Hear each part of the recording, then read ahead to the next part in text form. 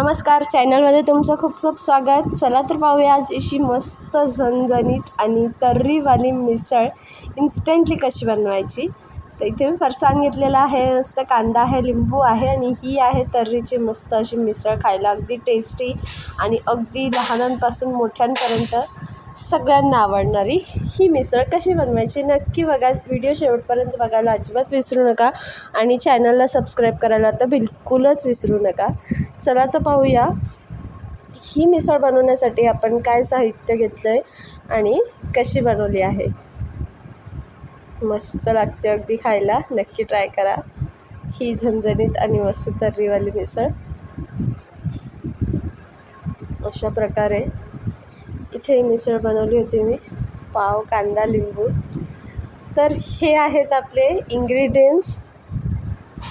थोडंसं एक छोटी वाटी खोबरं आपण किसून भाजून घेतलेलं आहे. 2 कांदे भाजून घेतलेले आहे, जास्त नाही, अगदी मीडियम फ्लेमवर असे थोडे परतून घ्यायचे आहेत. आणि आपलं आलं, लसूण, कोथिंबीर, थोडे जिरे घेतलेत मी इथे. सर्व वाटण व्यवस्थित मिक्सरमधून वाटून घ्यायचं आहे. मोड आलेली, मस्त मोड आलेली आहेत, तुम्ही पाहू शकता.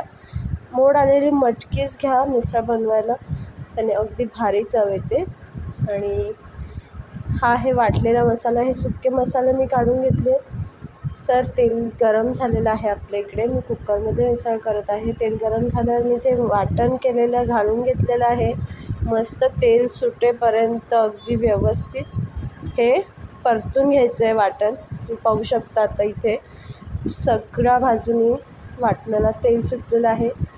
तेल एकदा सुटलं आपल्या वाटणाला, मसाल्याला, म्हणजेच की आपला मसाला शिजलेला आहे. आता यात सुके मसाले घालायची वेळ झाली आहे. तर मी कढीपत्ता आणि सगळे सुके मसाले, त्यात थोडंसं कश्मीरी मिरची पावडर, लाल मसाला, धने जिरे पूड, हळद, कांदा लसूण मसाला आणि मिसळ मसालासुद्धा घालून घेतला आहे. इथं तुम्ही मिसळ मसाला स्किप केला तरीही चालणार आहे.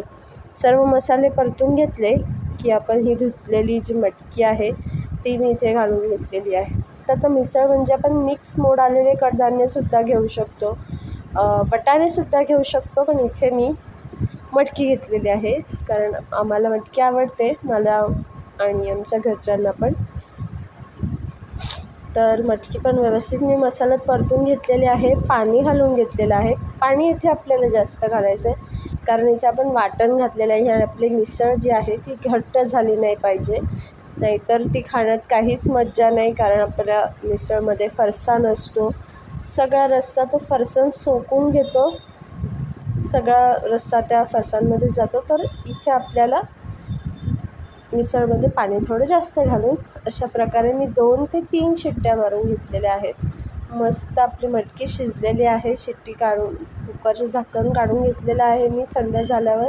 तुम्ही पाहू शकता आपल्या मिसळ अगदी भारी तर्री आलेली आहे.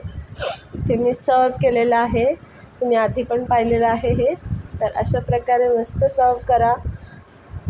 जर तुम्हाला दही आवडत असेल तर याच्यात दहीसुद्धा घालून तुम्ही खाऊ शकता. कोणाला शेव आवडते नुसती, तर नुसती शेव घालूनही तुम्ही हे एन्जॉय करू शकता. पण नक्की एन्जॉय करा, ज्या पद्धतीने तुम्हाला आवडत असेल त्या पद्धतीने एन्जॉय करा.